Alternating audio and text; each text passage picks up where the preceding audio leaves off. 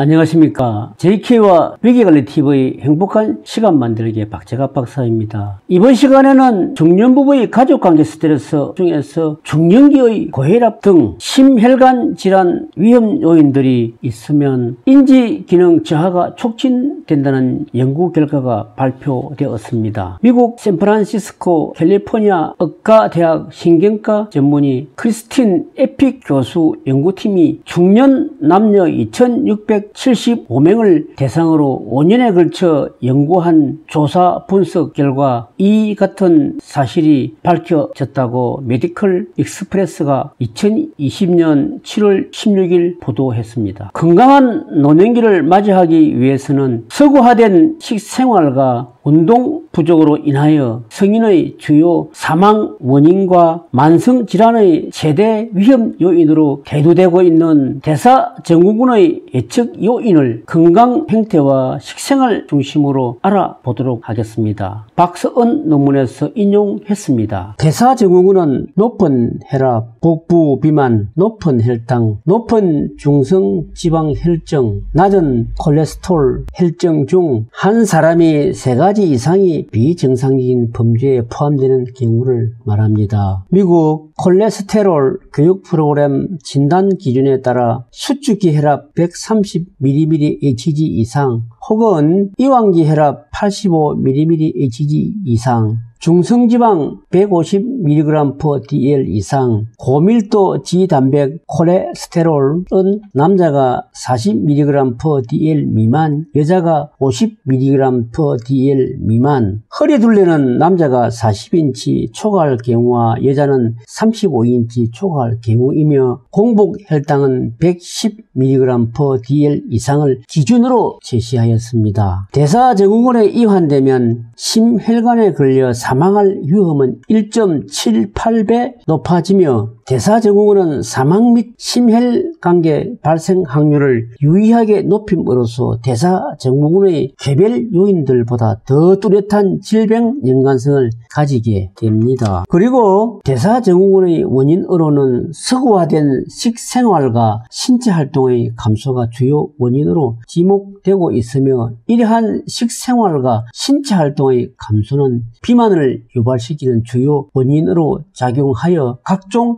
만성질환을 복합적으로 유발시키게 하여 대사증후군에 이르게 됩니다. 대사증후군에 영향을 미치는 요인을 생활습관 중 건강행태와 식생활습관으로 구분하여 살펴보도록 하겠습니다. 건강행태는 건강에 영향을 미치는 지식이나 태도, 행동과 신념을 모두 포함하며 개인의 건강 상태를 유지 및 정진하기 위해 하는 총체적인 건강관리 행위라 할 수 있습니다. 건강행태의 구체적 행태는 운동, 흡연, 음주로서 이 중에서 운동은 가장 중요한 대사증후군의 제어 요인이며 운동은 근육량의 증가, 지방산화 증가, 인슐린 저항성 감소 등을 통하여 중성지방 감소, 고밀도 저단백 콜레스테롤을 증가하여 상승된 혈당 감소와 같이 대사증후군 개선에 긍정적 영향을 미치기 때문입니다. 따라서 운동과 대사증후군과의 연관성에서 주당 5일 이상의 규칙적인 신체 활동에 참여하는 그룹이 주당 2회 이하의 규칙적인 신체 활동에 참여하는 그룹보다 대사증후군 발생 위험률이 고강도 신체 활동에서는 33% 감소하였습니다. 그리고 다만 걷기만 하여도 14%로 감소했다고 합니다. 흡연도 대사증후군과의 영향이 높은 것으로 연구 결과가 보고되고 있습니다. 현재 흡연자는 비흡연자에 비해 대사증후군의 교차비가 2.37배, 과거 흡연자는 비흡연자에 비해 대사증후군의 교차비가 2.39배 높았습니다. 또한 음주는 하루 평균 알코올 섭취량 30g 미만의 적정 음주군에 비해서 30g 이상의 가음주군에서 교차비가 1.814배로 유의하게 대사증후군의 위험도가 높은 것으로 나타났습니다. 식생활 행동이란 특정 개인이나 집단에서 식생활과 관련되어 식품의 구매, 조리, 분해, 섭취 이외에도 식습관, 식생활과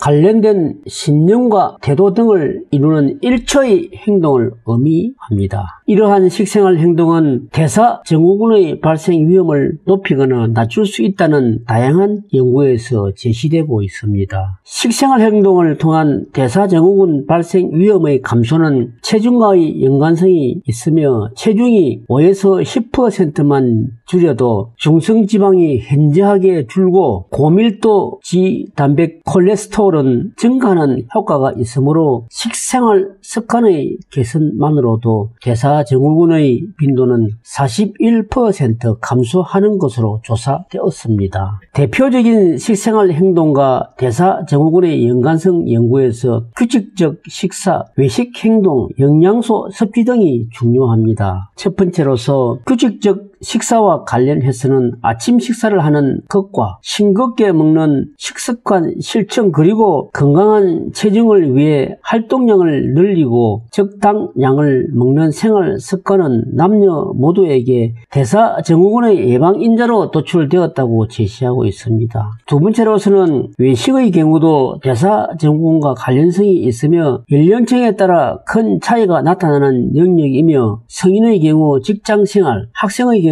불규칙한 생활 등으로 인해 자연스럽게 증가하는 인스턴트 음식의 섭취와 외식의 비중으로서 불규칙하고 부정적인 식생활이 위험을 높이게 됩니다. 비만이 대사증후군과 가장 연관이 높다는 점에서도 외식과 불규칙적 식생활은 중요한 요인입니다. 우리나라 성인 남자가 정심에서 외식에서 얻는 열량은 평균 786kcal로 가정식 536kcal보다 39.6% 높았으며 또 외식에서 얻는 지방 에너지는 186.3칼로리로 전체 에너지 785.9칼로리의 23.7%를 차지하여 외식으로 인한 체질량 지수의 증가를 알 수 있습니다. 마지막으로 섭취 영양소도 중요한 대사증후군의 요인으로 제시하고 있습니다. 특히 남자 노인 대사증후군은 정상군에 비해 단백질 섭취량이 낮았으며 여자 노인 대사증후군은 정상군보다 비타민C를 적게 섭취하는 것으로 나타났습니다. 따라서 대사증후군의 발생을 효과적으로 감소시키고 예방하기 위한 방법으로는 약물 치료 방법과 비약물 치료 방법으로 분류할 수 있습니다. 비약물 치료 방법은 금연, 체중 감량, 신체 활동 증가, 식사 조절과 같은 행동적 접근인 생활이 중요합니다. 또한 대사증후군 대상자의 심혈관계 질환이나 당뇨병과 같은 합병증으로의 이행을 효과적으로 예방하기 위해서는 식사와 운동을 중심으로 한 생활 습관의 개선이 무엇보다 중요하게 권고되고 있습니다. 그러므로 대사증후군의 유행 요인인 5가지의 예방법을 공유해 보겠습니다. 첫 번째로 허리둘레입니다. 음식 섭취량과 활동량 그리고 수면량의 균형이 맞으면 비만 탈출에 쉬워지게 됩니다. 하루 45분 이상으로 평소보다 숨이 찬 정도의 빠르게 걷기를 일주일에 최소 3 내지 4회 정기적으로 운동을 하여야 합니다. 두 번째로서는 혈압 낮추기입니다. 체중계 숫자가 오르면 혈압계 숫자도 올라갑니다. 비만한 사람은 고혈압 발생 위험이 5배 높다고 합니다. 체중이